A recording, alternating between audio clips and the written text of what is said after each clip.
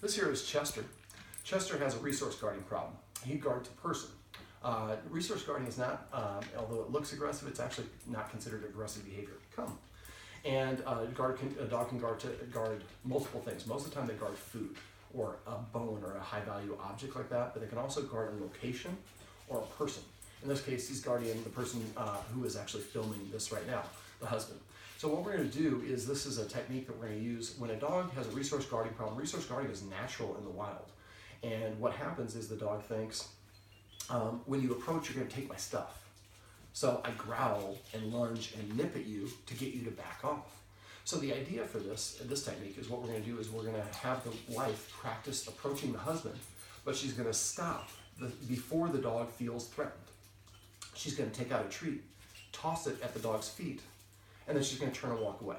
Now we have two entryways here. I'm going to, in a second, grab the camera and I'm going to be filming this. And if we get any, don't worry about zooming in or anything. And basically what we want to do is we're going to stop before he feels threatened, offer a treat, and then walk away. Now we're doing this, Chester, come here buddy. I forgot, we want to have you on a leash for this. So the husband is going to have the dog on a leash. He's going to step on the leash just to keep the dog from moving around. And also prevents the dog from actually reaching her. But we don't want any tension on the leash when we're doing this. We want it to be completely relaxed.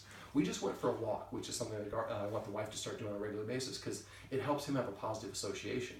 Now, if you push too far and the dog lunges, growls, take note of how close you are. And the next time you do it, be 1 or 2 steps further away. The idea is we're going to gradually, through several practice sessions, get closer and closer and closer. And after a while, the dog's like, man, when this person approaches, they're not going to take my husband. Matter of fact, when she gets closer, treats fall from the sky. I like it when she approaches. And then after a while, the dog doesn't guard at all. Thank you, buddy. I appreciate those kisses. All right, so what I'm going to do is going to be a little bit awkward adjustment here. You're just going to sit right where you're at. I'm going to come in, I'm just going to have you lift up one of your feet. I'm going to put this under your foot and grab your camera and step to the side, and we're going to start this. Come here, Chester.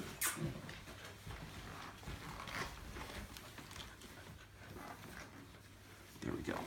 All right. Chester, you're looking good, buddy. Okay, so now I'm going to step off to the side.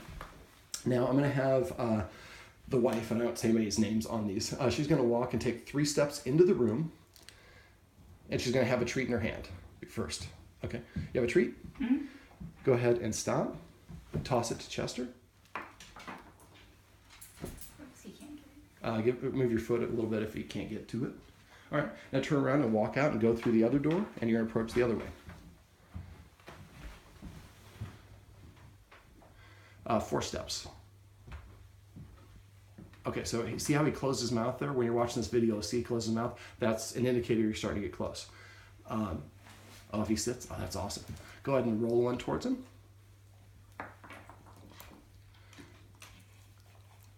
And when he looks at you, turn around and leave the room. Come back through the other door. Same thing, 4 steps. We'll watch his mouth. If he closes, there you go. Oh, so right there. Excellent. Toss a treat.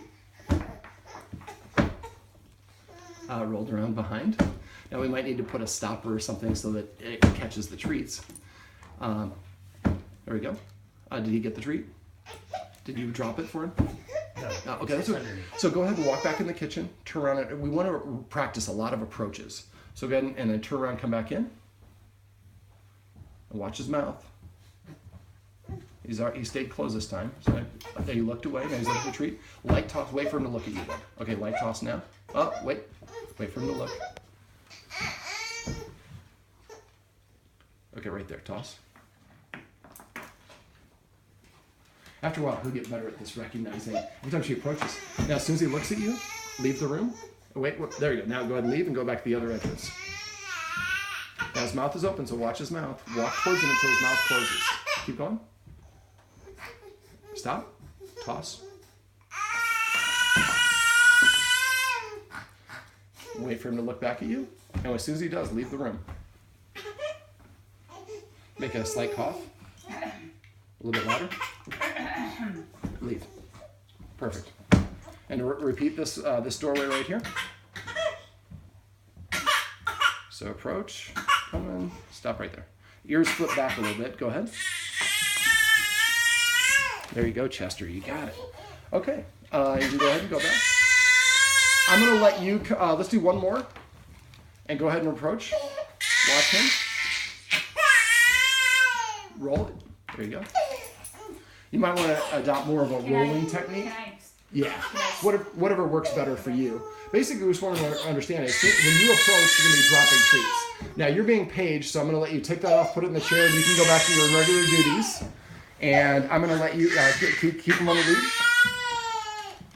And we're going to continue this. Let me keep filming. I'm going to sit right here and wrap it up. You can come and grab the baby if you need to. She's going to wash her hands first. Let's film me. Chester. So basically what we did was we watched Chester's body language. When he closed it, if his mouth is open, he closes it, that's when he's getting close to his point. Also, his ears tend to flip back at times. So if you're approaching him, they're here, and as soon as you get to a point where he flips them back, stop at that point.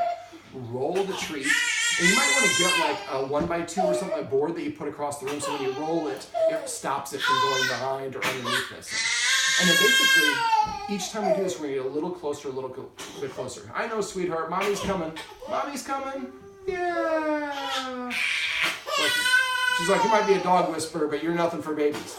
Now, when we do this, this room is great because we have 2 entrances where we can practice. I would want you to practice this in different locations. Now, maybe we move this and go ahead and walk on by. That was great. Walk near the guardian. He licked his lips a little bit, but he was very comfortable.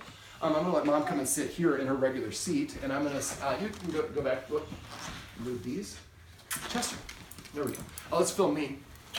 And so basically we have a little apparatus here we might want to move when we're practicing. So Mom could practice being here, Mom could practice being there, we can practice it in the kitchen, we can practice it in different rooms, but try whenever possible to do it where we have open space, and preferably be after a walk, because that way he has a little demonstration of leadership with her, and we take a little of the energy out by a little exercise, and then he gets stimulated on a walk, something he enjoys, then he comes back in, and then he has a little bit of time where he practices.